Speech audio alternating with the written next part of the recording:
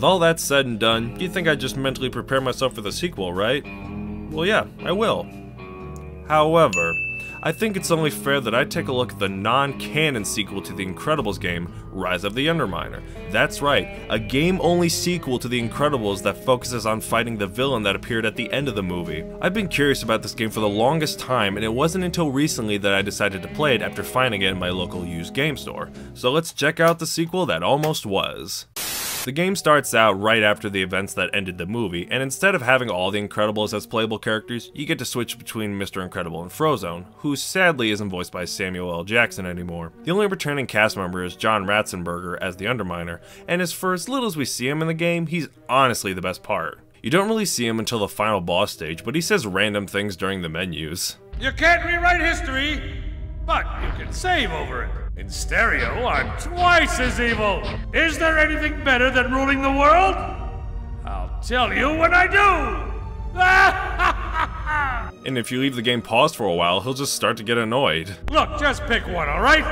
I have a world to conquer. Your delay increases the amount of havoc I, the Underminer, shall wreak. Oh, come on, will you?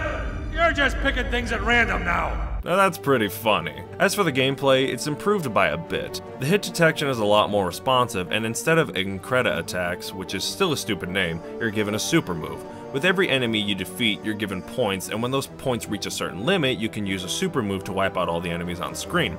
It usually takes a whole level's worth of fighting to build up the gauge for one, but it's useful once in a while when you're in a tight spot. You can also upgrade your other moves to do greater damage, whether it's enemies flying or stronger punches. And without all those super moves as Mr. Incredible, the game is a monotonous button masher, unless you decide to play as Frozone, who has a handful of different useful attacks. You can freeze enemies to stun them and nail the first few hits, you can glide across the stage to slam into them, and his freezing abilities can assist you in building bridges or getting past obstacles that Mr. Incredible can't easily punch his way through. I give the developers points for having a little more variety and a growing feel of progression, yet I don't think the game should have shared the Incredibles title as it only focuses on Mr. Incredible and Frozone. Some people would have the same nitpick about the movie mostly being about Mr. Incredible, but my defense is that the film eventually grows into more about the family of superheroes, and in this game they get separated at the beginning only to reunite at the end, which renders them completely pointless. In this case, the title was only made to sell. In fact, the Japanese title of this game translates to Mr. Incredible: The Rise of the Enemy Underminer.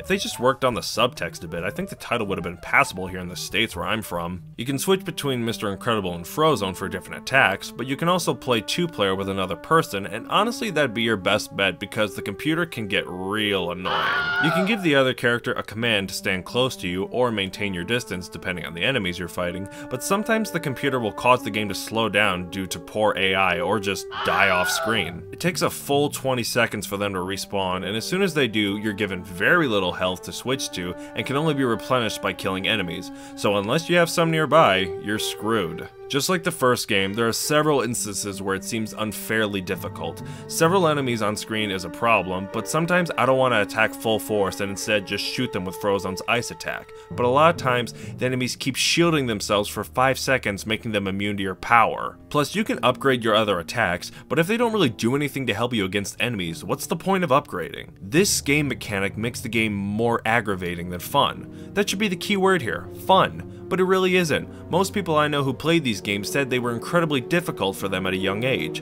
Difficulty is one thing, but relentlessness is another. One interesting thing I can say is that in one level, you help a robot through a series of patterns and obstacles whose name is Doug, spelled D-U-G. And if you're familiar with Pixar, you'd know there's a dog character in Up that shares the same name. I'd say it was more than a coincidence for them to make that decision, but still an interesting bit of trivia. And for the final boss, this is when I was done. I was just done. Here's why. You freeze the Underminer, hit him a few times, he sends out way too many robots at you, you get to freeze him and hit him again until he's dead. That should be it, right? No, because once you do, he can do this. I'm bugging.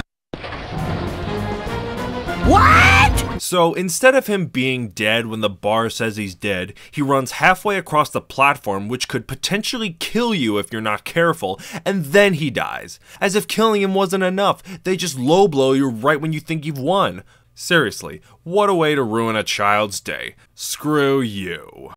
This game tried a little harder to be something else, considering it is an original idea and doesn't rely on a previous source like the first game did. At least by the first level, it's passable, but just gets worse the more you play. This game is filled with relentless enemies, monotonous and tedious combat, and in all honesty, a total snorefest. Aside from the humor from the Underminer, which I only showed you half of, both of these games deserve to bite the dust. Instead of playing these, watch the Incredibles movie. It's awesome, and be prepared for the Pixar sequel we've waited 14 years for, because for lack of better words, this summer blockbuster should be incredible. Though, to be fairly honest, the first trailer seems really underwhelming, with it focusing more on the comedic relief than the actual story. But I don't want to nitpick too much, considering, come on, we've waited long enough for this movie, so I'm just gonna hope the movie delivers as well we're hoping it does. So, yeah, again, don't play these games, watch the movie, can't wait for the sequel, goodbye. Shit, Negro, that's all you had to say.